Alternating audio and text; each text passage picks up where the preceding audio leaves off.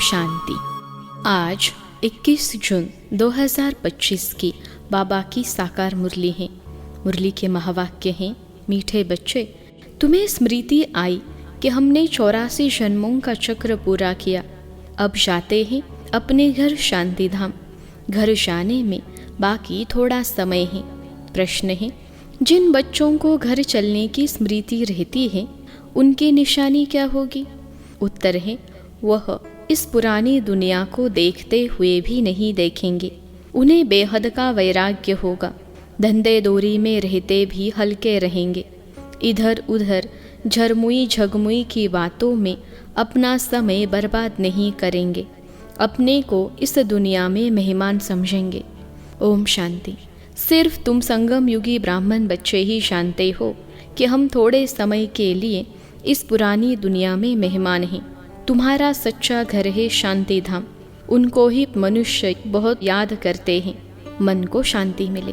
परंतु मन क्या है, शांति क्या है, हमको मिलेगी कहाँ से? कुछ भी समझते नहीं हैं। तुम जानते हो, अभी अपने घर जाने के लिए बाकी थोड़ा समय है। सारी दुनिया के मनुष्य मात्र नंबरवार वहाँ जाएंगे। वह है शांति धाम और यह है दुख धाम। यह याद करना तो सहज है ना। कोई भी बूढ़े हो व जवान हो, यह तो याद कर सकते हो ना। इसमें सारे सृष्टि का ज्ञान आ जाता है। सारी डिटेल बुद्धि में आ जाती है। अभी तुम संगम युग पर बैठे हो, यह बुद्धि में रहता है। हम जा रहे हैं शांति धाम ड्रामा प्लान अनुसार। यह बुद्धि में रहने से तुमको खुशी होगी, स्मृति रहेगी। हमको अपने 84 जन्मों की स्मृति आई है। वह भक्ति मार्ग अलग है, यह है ज्ञान मार्ग की बातें। बाप समझा रहे हैं, मीठे बच्चों, अब अपना घर याद आता है? कितना सुनते रहते हो, इतनी ढेर बातें सुनते हो। एक यही है कि अभी हम शांति धाम जाएंगे, फिर सुख धाम आएंगे।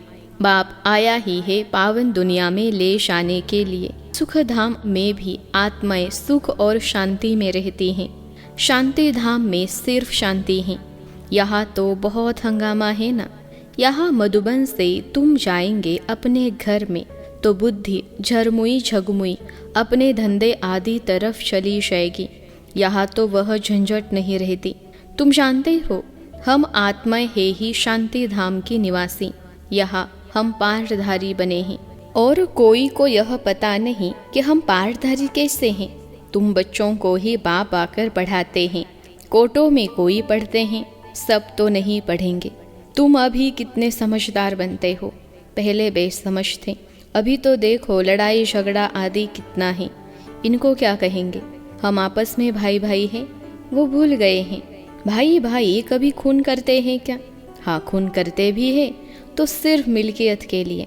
अभी तुम जानते हो, हम सब एक बाप के बच्चे भाई भाई हैं। तुम प्रैक्टिकल में समझते हो। हम आत्माओं को बाबा आकर पढ़ाते हैं। 5000 वर्ष पहले मुहाफिक हमको पढ़ाते हैं, क्योंकि वह ज्ञान का सागर है। इस पढ़ाई को और कोई भी नहीं जानते। यह भी तुम बच्चे जानते हो, बाप ही स्वर्ग का रचयिता है। सृष्टि को रचने वाला नहीं कहेंगे। सृष्टि तो अनादि है ही, स्वर्ग को रचने वाला कहेंगे। वहाँ और कोई खंड नहीं था, यहाँ तो बहुत खंड हैं। कोई समय था जबकि एक ही धर्म था, एक ही खंड था। पीछे फिर वैरायटी धर्म आए हैं। अभी बुद्धि में बैठता है कि वैरायटी धर्म कैसे आते हैं। पहला पहला आदि सनातन देवी देवता धर्म है। सनातन धर्म भी यहाँ कहते हैं, परंतु अर्थ तो कुछ समझते नहीं।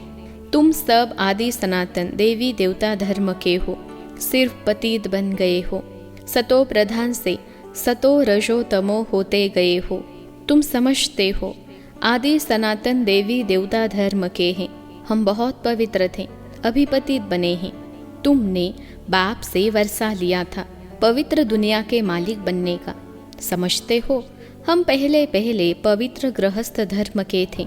अभी ड्रामा के प्लान अनुसार रावण राज्य में हम पतित प्रवृत्ति मार्ग के बन गए हैं। तुम ही पुकारते हो, हे पतित पावन, हमको सुख धाम में ले जाओ। कल की बात है, कल तुम पवित्र थे, आज अपवित्र बन पुकारते हो, आत्मा पतित हो गई है। आत्मा पुकारती है, बाबा आकर हमको फिर से पावन बनाओ।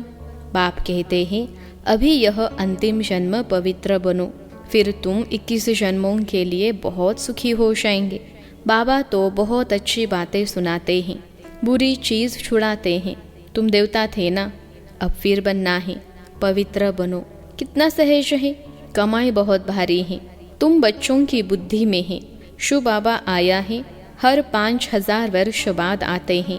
पुरानी दुनिया से नई होती है ज़रूर, यह और कोई बता न सके। शास्त्रों में कलयुग की आयु बहुत लंबी कर दी है। यह है सारी भावी ड्रामा की। अभी तुम बच्चे पापों से मुक्त होने का पुरुषार्थ करते हो। ध्यान रहे और कोई पाप हो न जाए। देह अभिमान में आने से ही फिर और विकार आते हैं, जिससे पाप होता है। इसलिए भूतों को भगाना पड़ता है। इस दुनिया की कोई भी चीज़ में मोह न हो। इस पुरानी दुनिया से वैराग्य हो। भल देखते हो, पुराने घर में रहे पड़े हो, परंतु बुद्धि नई दुनिया में लगी हुई है। जब नए घर में जाएंगे तो नए को ही देखेंगे। जब तक यह पुराना घर खत्म हो, तब तक आँखों से पुराने को देखते हुए याद नए को करना है। कोई भी ऐसा काम नहीं करना है जो फिर पछताना पड़े। आज फलाने को दुख दिया, यह पाप किया। बाबा से पूछ सकते हो, बाबा यह पाप है, गुटखा क्यों खाना चाहिए? पूछेंगे नहीं तो गुटखा खाते रहेंगे। बाबा से पूछेंगे तो बाबा झट हल्का कर देंगे। तुम बहुत भारी हो, पापों का बोझा बड़ा भारी है। 21 जन्म फिर पापों से हल्के हो जाएंगे। जन्म जन्मांतर का सिर पर बोझा है। जितना याद में रहेंगे हल्के होते जाएंगे। खाद निकलती जाएगी और खुशी चढ़ जाएगी। सतयुग में तुम बहुत खुशी में थे, फिर कम होते होते सारी खुशी तुम्हारी गुम होती गई है। सतयुग से लेकर कलयुग तक इस जर्नी यानी यात्रा में 5000 वर्ष लगे हैं। स्वर्ग से नरक में आने की यात्रा का अभी पता लगता है कि हम स्वर्ग से नरक में कैसे आए हैं। अभी फिर तुम नरक से स्वर्ग में चलते हो। 1 सेकेंड में जीवन मुक्ति। बाप को पहचाना, बाप आए हैं तो ज़रूर हमको स्वर्ग में ले जाएंगे। बच्चा पैदा हुआ और मिल्कियत का मालिक बन गया। बाप के बने तो फिर नशा चढ़ना चाहिए ना, उतरना क्यों चाहिए? तुम तो बड़े हो ना, बेहद बाप के बच्चे बने हो तो बेहद की राजधानी पर तुम्हारा हक है। इसलिए गायन भी है। अतीन्द्रिय सुख पूछना हो तो गोपी वल्लभ के गोप गोपियों से पूछो। वल्लभ बाप है ना, उनसे पूछो। नंबरवार पुरुषार्थ अनुसार ही खुशी का पारा चढ़ेगा। कोई तो झट आप समान बना देंगे। बच्चों का काम ही यह है, सब कुछ भुलाए, अपनी राजधानी की याद दिलाना। तुम तो स्वर्ग के मालिक थे। अभी कलयुग पुरानी दुनिया है, फिर नई दुनिया होगी। अभी तुम बच्चों की बुद्धि में है कि हर 5000 वर्ष बाद बाप भारत में ही आते हैं। उनकी जयंती भी मनाते हैं। तुम जानते हो, बाप आकर हमको राजधानी देकर जाते हैं, फिर याद करने की दरकार ही नहीं रहती। फिर जब भक्ति शुरू होती है तब याद करते हैं। आत्मा ने माल खाए हैं तो याद करती हैं, बाबा फिर आकर हमको शांति धाम सुख धाम में ले जाओ। अभी तुम बच्चे समझते हो वह हमारा बाप है, टीचर भी है, गुरु भी है। सृष्टि के आदि मध्य अंत का चक्र 84 जन्मों का ज्ञान तुम्हारी बुद्धि में है। अनगिनत बार 84 जन्म लिए हैं और लेते रहेंगे। इनका एंड यानी अंत कभी होता नहीं है। तुम्हारी बुद्धि में ही यह चक्र है। स्वदर्शन चक्र घड़ी घड़ी याद आना चाहिए। यही मन मना भव है। जितना बाप को याद करेंगे उतना पाप भस्म होंगे। तुम जब कर्मातीत अवस्था के समीप पहुंच जाएंगे तो तुमसे कोई भी विकर्म नहीं होंगे। अभी थोड़े थोड़े विकर्म हो जाते हैं।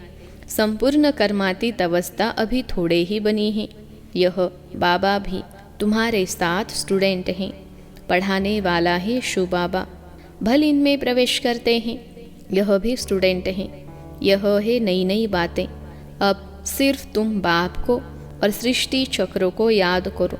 वह है भक्ति मार्ग, यह है ज्ञान मार्ग। रात दिन का फर्क है, वहाँ कितने झांझ घंटे आदि बजाते हैं, यहाँ सिर्फ याद में रहना है। आत्मा तो अमर है, अकाल तख्त भी है। ऐसे नहीं कि अकाल मूर्त सिर्फ बाप है, तुम भी अकाल मूर्त हो। अकाल मूर्त आत्मा का यह भ्रुकुटी तख्त है। जरूर भ्रुकुटी में ही बैठेंगे, पेट में थोड़े ही बैठेंगे। अभी तुम जानते हो हम अकाल मूर्त आत्मा का तख्त कहाँ है? इस भ्रुकुटी के बीच में हमारा तख्त है। अमृतसर में अकाल तख्त है ना। अर्थ कुछ भी नहीं समझते, महिमा भी गाते हैं अकाल मूर्त। उनके अकाल तख्त का किसको पता नहीं है? अभी तुमको मालूम पड़ा है। तख्त तो यही है जिस पर बैठकर सुनाते हैं। तो आत्मा अविनाशी है, शरीर है विनाशी। आत्मा का यह अकाल तख्त है, सदैव यह अकाल तख्त रहता है, यह तुम समझते हो। उन्होंने फिर वह तख्त बनाकर नाम रख दिया है। वास्तव में अकाल आत्मा तो यहाँ बैठी है। तुम बच्चों की बुद्धि में अर्थ है एक ओंकार, इनका अर्थ तुम समझते हो। मनुष्य मंदिरों में जाकर कहते हैं अच्युतम केशवम, अर्थ कुछ नहीं, ऐसे ही स्तुति करते रहते हैं। अच्युतम केशवम राम नारायण। अब राम कहा नारायण कहा? बाप कहते हैं वह सब है भक्ति मार्ग। ज्ञान तो बड़ा सिंपल है, और कोई बात पूछने के पहले बाप और वर्षे को याद करना है। वह मेहनत कोई से होती नहीं है, भूल जाते हैं। एक नाटक भी है, माया ऐसे करती, भगवान ऐसे करते हैं। तुम बाप को याद करते हो, माया तुमको और तूफान में ले जाती है। माया का फरमान है रुस्तम से रुस्तम होकर लड़ो। तुम सब लड़ाई के मैदान में हो। जानते हो इनमें किस किस प्रकार के युद्ध हैं? कोई तो बहुत कमज़ोर हैं, कोई मध्यम कमज़ोर हैं, कोई तो फिर तीखे हैं। सभी माया से युद्ध करने वाले हैं। गुप्त ही गुप्त अंडरग्राउंड, वे भी अंडरग्राउंड बॉम्ब्स की ट्रायल करते हैं। यह भी तुम बच्चे जानते हो। अपनी मौत के लिए सब कुछ कर रहे हैं। तुम बिल्कुल शांति में बैठे हो। उनका है साइंस बल। कुदरती आपदाएं भी बहुत हैं, उनमें तो कोई का वश चल न सके। अभी झूठी बरसात के लिए भी कोशिश करते हैं। झूठी बरसात पड़े तो फिर आना चाहती हो। तुम बच्चे तो जानते हो इतनी भी बरसात पड़े फिर भी नेचुरल कैलेमिटीज ज़रूर होनी है। मूसलधार बरसात पड़ेगी फिर क्या कर सकेंगे? इनको कहा जाता है नेचुरल कैलेमिटीज। सतयुग में यह होती नहीं, यहाँ होती है जो फिर विनाश में मदद करती है। तुम्हारी बुद्धि में है हम जब सतयुग में होंगे तो यमुना के कंठे पर सोने के महल होंगे। हम बहुत थोड़े वहाँ के रहने वाले होंगे। कल्प कल्प ऐसे होता रहता है। पहले थोड़े होते हैं फिर झाड़ बढ़ता है। वहाँ कोई भी गंदगी की चीज़ होती ही नहीं। यहाँ तो देखो चिड़िया भी गंद करती रहती, वहाँ गंदगी की बात नहीं। उनको कहा ही जाता है हेवन। अभी तुम समझते हो हम यह देवता बनते हैं तो अंदर में कितनी खुशी होनी चाहिए। माया रूपी जिन्न से बचने के लिए बाप कहते हैं तुम बच्चे इस रूहानी धंधे में लग जाओ, मन मना भव, बस इसमें ही जिन्न बन जाओ।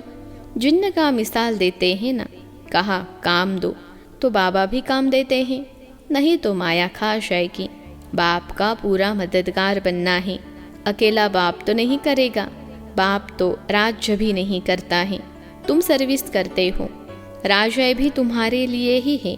बाप कहते हैं मैं भी मगध देश में आता हूँ, माया भी मगरमच्छ है, कितने महारथियों को हप कर खा जाती हैं। यह सब है दुश्मन। जैसे मेढक का दुश्मन सर्प होता है ना, तुमको मालूम है, ऐसे तुम्हारी दुश्मन है माया। अच्छा, मीठे मीठे सिखलते बच्चों प्रति माता पिता बाप दादा का याद प्यार और गुड मॉर्निंग। रूहानी बाप की रूहानी बच्चों को नमस्ते। हम रूहानी बच्चों की सिखलते रूहानी माता पिता बाप दादा को याद प्यार, गुड मॉर्निंग और नमस्ते बाबा नमस्ते। धारणा के लिए मुख्य सार। पहली पॉइंट है स्वयं को पापों से मुक्त करने का पुरुषार्थ करना है। देह अभिमान में कभी नहीं आना है। इस दुनिया की कोई भी चीज़ में मोह नहीं रखना है। दूसरी पॉइंट है माया रूपी जिन्न से बचने के लिए बुद्धि को रूहानी धंधे में बिजी रखना है। बाप का पूरा पूरा मददगार बनना है। आज का वरदान है, सर्व खजानों को समय पर यूज कर निरंतर खुशी का अनुभव करने वाले खुश नसीब आत्मा भव। सर्व खजानों को समय पर यूज कर निरंतर खुशी का अनुभव करने वाले खुश नसीब आत्मा भव। विश्लेषण है, बाप दादा द्वारा ब्राह्मण जन्म होते ही सारे दिन के लिए अनेक श्रेष्ठ खुशी के खजाने प्राप्त होते हैं। इसलिए आपके नाम से ही अब तक अनेक भक्त अल्पकाल की खुशी में आ जाते हैं।